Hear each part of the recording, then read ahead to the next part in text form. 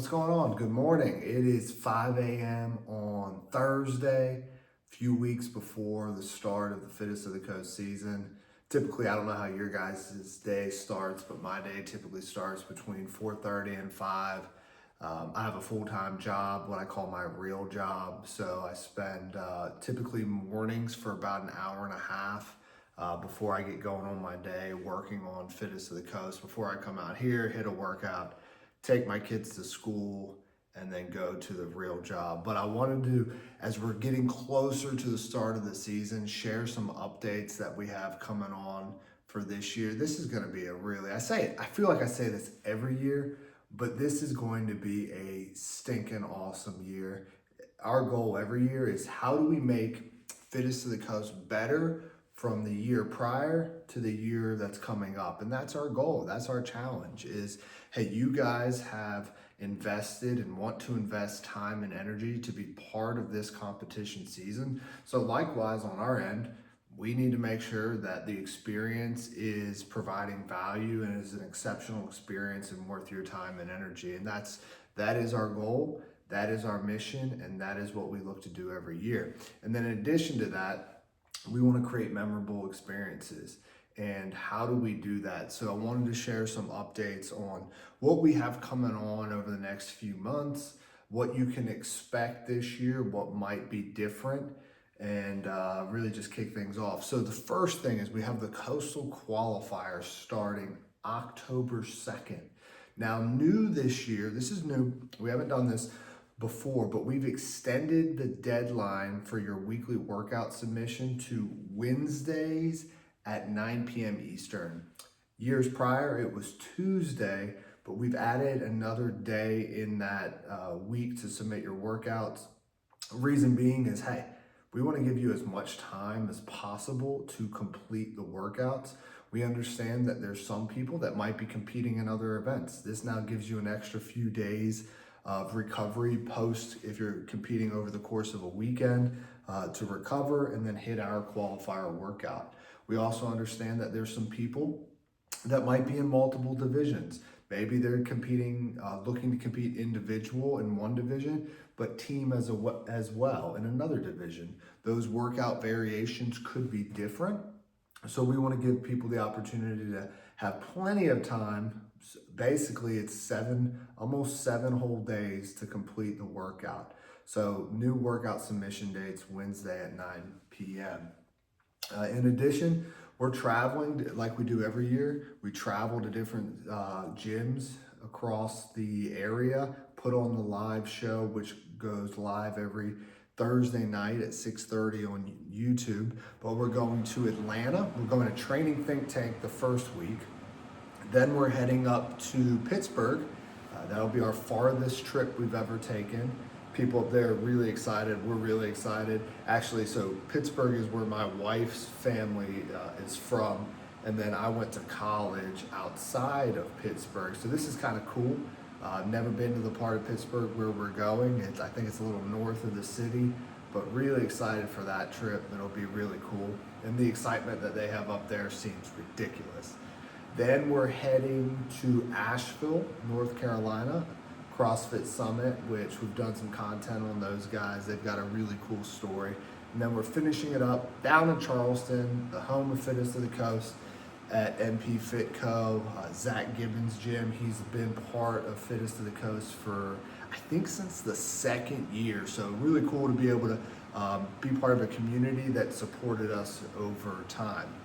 So then we get into, once we get through the qualifier, it'll be all attention to the event. And a couple things that I want to make note of for this year for the event that I think are worth talking about. First thing is, our goal this year is how do we elevate the experience at the Charleston Convention Center? And the first sector that we're focusing on are those that are in attendance that are not competing, so spectators, friends, family, etc. So one of the things that we're doing is, if you recall, if you were at our event last year, we added extra space for the warm-up area, which was in a separate ballroom. There's more space available back there that we've now rented and acquired.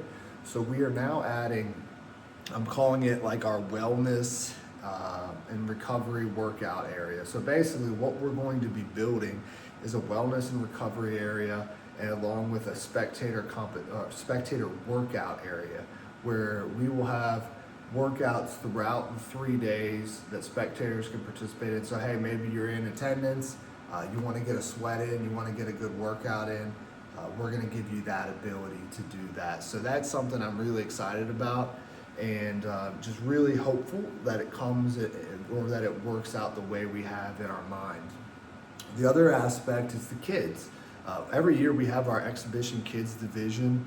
Typically we allow as many to participate as possible within our schedule. We always have so much demand for it, we can't get every kid in. But this year we're going to be able to bring a few more kids based upon, it looks like, the schedule and how we're setting up the competition floor. But in addition to that, Saturday is the day that that our exhibition kids workout is. Well, we're bringing in kids-focused activities for them to participate in and do. So obviously we already have the spectator workout area, and we'll be having maybe some kids dedicated workouts there. But we're also bringing in some vendors that are specific for kids. We're bringing in face painting artists that'll do face painting for the kids. So if your kids want to do paint on their face, they'll be able to do that. All free. We're not going to have anybody pay for that. We're going to pay the artist, and then you guys can have your kids get, whether you want FOTC logos or whatever on the kids, y'all will be able to do that for those that have children. And then we're also bringing in, I saw this recently at a friend's birthday party, one of those like mobile gaming trucks. We're not going to have a mobile gaming truck, but a company that does that, they're going to be bringing their systems into the convention center. So if there's kids, they want to play video games, mess around on different games, we'll have that available on Saturday as well. The idea is here is, hey, we know Saturday is our busiest day. We want to give the kids in attendance, in addition to having the workouts that they can do, but other activities that kids can do, and make it a little bit more kid friendly. So that's something that's new this year. In addition, probably a couple big things you'll notice when you walk into the convention center this year is, one, we're expanding the rig floor print. So we're adding a few more lanes to the rig, which allows us to allow more people to compete. We know there's so many people that want to be able to compete, and we're trying to do our best to get as many people, but still be able to run an efficient and great experience from a competition standpoint. So the rig will be a little bit bigger, a little different. And then one thing, it's not a definite, but if we can make it happen, I'm super pumped about it. We are working with potentially a new AV company that will bring in, picture like a basketball arena, like a jumbotron that's 4-sided, 6-sided, that will potentially hang over top of the competition floor, that will really continue to make what our goal is to create this really cool arena-like feel. So that could look different. We're still planning on having those big video boards on the ends as well. We want to really make that experience on the competition floor even more unique in that. Last year we brought in 3 of those big old bleacher sets, up from 2 the year prior. This year we're going to be bringing in 4, so there'll be bleachers all around the perimeter, be fully enclosed. I think we'll see a little differences in how we set up that area, where I think if it works out the way that's in my mind, that the competition floor will look amazing. Like, it always looks great, but this year you're gonna go on and you're gonna compete on that floor and you're like, holy crap, like I'm in the big time, and that's our goal. So those are some updates and changes. A couple other things. We're still planning on Friday morning our individuals doing a off-site workout. We had an initial new location that we had planned for. Unfortunately, that location isn't going to work out due to some availability with the public school system. It's fine. We have other options that are also under contract. So we have a few different options we're going to go with. We're not quite sure which one, but it's going to be a cool off-site experience for the individuals. And then as well, we are going to be announcing hotel partners here in October. Again, this year the Embassy Suites is our main hotel. It will sell out. That's the hotel. Hey, if you had your first choice, I'd stay in that one. It's on site, on property, but we have a number of other ones that are within close proximity that y'all can choose from as well. We will release that information in October. And then for those that want to continue to help and support and join the volunteer team, that information will come out in October as well. We can't do this event without great people. There are so many great people that we've gotten to know over the years that are really like family now. So that information will come out in October. But guys, we are, when this comes out, less than 2 weeks away from the start of the competition season, and it's going to be an amazing year. We appreciate more than the faith that you have put in us over the years, whether you're new or returning, to put on a really excellent experience for you that does not ever go unnoticed, or that is not in the back of our mind. We understand the privilege we have to put on an event, and we don't take it for granted that, hey, we are going to create the best experience for you. We're thankful that you're part of this very unique community that has grown from the ground up.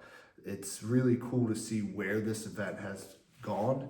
It's actually wild to be honest with you, that we are now, from what we've been told by those that run events, the competition corner that manages all the management of events in the CrossFit space, that last year we had the most participants out of any event from our season standpoint in the United States. That's really, really awesome, and it's humbling to know that so many people enjoy this project that we so deeply care about. And we hope that resonates through us, that, hey, you see that anybody that is part of the Fittest of the Coast team, that they care deeply about this event. They care deeply about people, that they believe in treating people the right way, with respect, in the way that they would want to be treated themselves. So we just thank you. It's going to be an amazing year.